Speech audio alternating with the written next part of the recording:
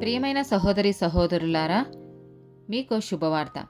2025వ సంవత్సరంలో మొత్తం 365 అంశాలను మీతో పంచుకోబోతున్నాము. జనవరి 1వ తేదీ నుండి ప్రతిరోజు ఒక అంశము మరియు దానికి సంబంధించిన వాక్యమును పంచుకుంటాము. దయచేసి ఆ వాక్యములను వినండి, ధ్యానించండి మరియు ఆశీర్వదించబడండి. దయచేసి సబ్స్క్రైబ్ చేయండి మరియు మీ స్నేహితులతో పంచుకోండి. ధన్యవాదాలు.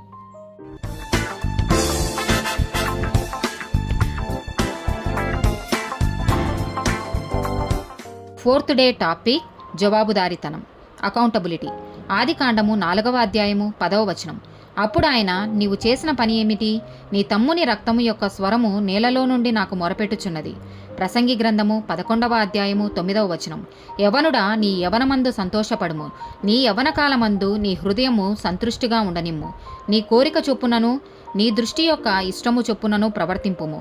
అయితే వీటన్నిటిని బట్టి దేవుడు నిన్ను తీర్పులోనికి తెచ్చునని జ్ఞాపకముంచుకొనుము. ఎహెచ్కేలు గ్రంథము 18వ అధ్యాయము 20-30 వచనాలు. పాపము చేయువాడే మరణం నొందును. తండ్రి యొక్క దోషశిక్షను కుమారుడు మోయుటలేదని కుమారుని దోషశిక్షను తండ్రి మోయడు. నీతిపరుని నీతి ఆ నీతిపరునికే చెందును, దుష్టుని దుష్టత్వము ఆ దుష్టునికే చెందును. కాబట్టి ఇశ్రాయేలీయులారా, ఎవని ప్రవర్తనను బట్టి వానికి శిక్ష విధింతును. మనసు త్రిప్పుకొని మీ అక్రమములు మీకు శిక్షా కారణములు కాకుండానట్లు వాటన్నిటినీ విడిచిపెట్టుడి. మత్తయి సువార్త 12వ అధ్యాయము 36-37 వచనాలు. నేను మీతో చెప్పున్నదేమనగా, మనుషులు పలుకు వ్యర్థమైన ప్రతి మాటను గూర్చియు విమర్శ దినమున లెక్క చెప్పవలసి ఉండును.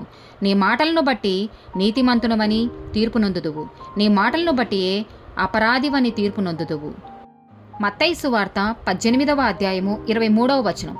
కావున పరలోక రాజ్యము తన దాసుల యొద్ద లెక్క చూచుకొనగోరిన ఒక రాజును పోలి ఉన్నది.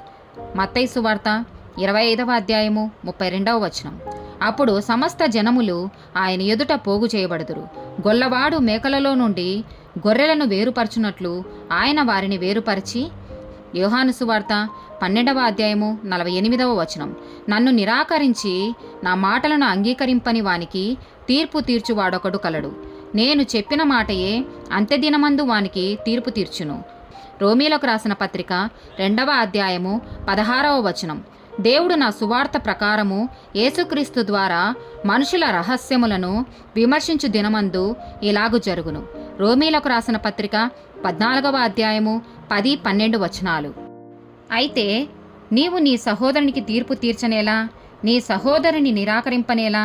మనమందరము దేవుని న్యాయపీఠము ఎదుట నిలింతుము అని వ్రాయబడి ఉన్నది గనుక మనలో ప్రతివాడును తన్ను గురించి దేవునికి లెక్క అప్పగింపవలెను. 1 కొరింథీయులకు రాసిన పత్రిక 3వ అధ్యాయము 8వ వచనం. నాటువాడును నీళ్లు పోయివాడును ఒకటే, ప్రతివాడు తాను చేసిన కష్టము కొలది జీతము పుచ్చుకొనును. ఆమేన్.